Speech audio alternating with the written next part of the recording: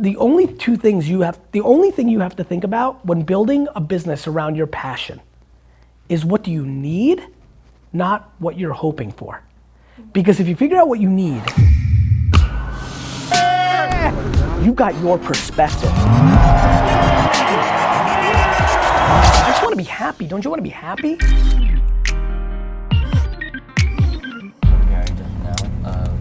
Where's the update of like we're in Rutgers, we're in all the...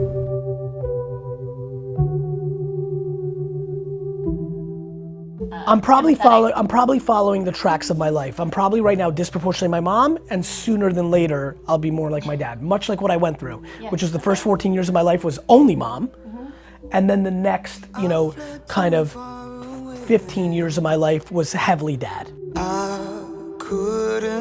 My dad did things for me that absolutely allowed me to be the enigma that I am for somebody who is such a self-promoter, gift of gab, sizzle guy. I'm convinced, which is tough to say out loud, that the things I most despise in people with charisma, I actually am, and that the parenting is what did it.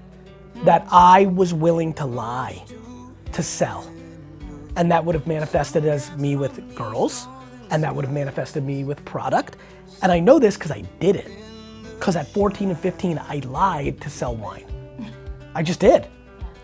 And so the fact that I got lucky and came into a father who looks at embellishment as a cardinal one strike, if you embellish to my dad, if D-Rock called my dad and said, right now, Sasha, you'll never believe this, 80,000 people just watched that clip, and the actual amount of people that watched that clip was 78,000, my dad would never trust D-Rock again. Wow.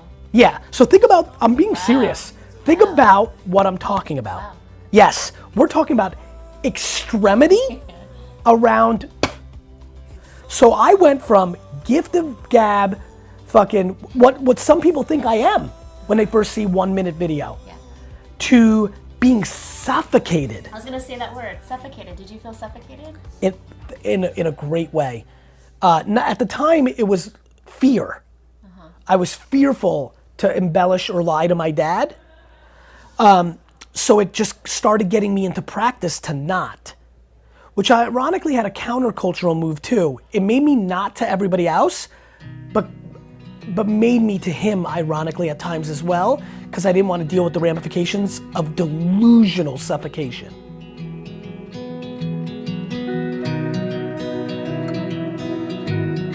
Look, I think it's patience. I fucking did 4 years every day of Wine Library TV before anybody cared. Nobody watched. I've only really blown up in the last 2 or 3 years after doing it really hard every day, content of all sorts, wine then business, for 10 years. It's just a matter of time. The only thing that the two of you have to figure out is, what, if any, financial needs, not aspirations. This is a game of needing, not hoping. Of course we want you guys, the three of you, to make $1 million a year in advertising and affiliates and merchandise. Of course you would want you for sure. I don't want to impose what you guys are so young, you still have to figure out how much this has to be or not be or whatever, but of course. But the only thing you have to think about when building a business around your passion is what do you need, not what you're hoping for.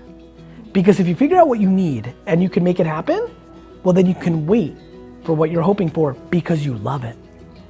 That's it. That will take the pressure out of growth, which will lead you to cry less. Yeah. I mean it. Yeah. No, so whether that means you're providing, whether that means you come up with whether that means up front you guys are like, no, we need another that we need, which doesn't, and needing gets real interesting. There's a lot of people that are so miserable, would dream about doing a Disney podcast, yet they go to Wegmans to buy all their food instead of maybe going to ShopRite. And in that $89 a week savings is their opportunity. That's how I really believe it. And so there's a lot of things you guys think are needs that aren't, in providing for them and providing for yourself. When you're doing this big of a passion project, I really think you'll win. I really do. I believe it. I just think it takes a lot of time. And in that 3 to 4 years where you have to give up stuff is where people fail.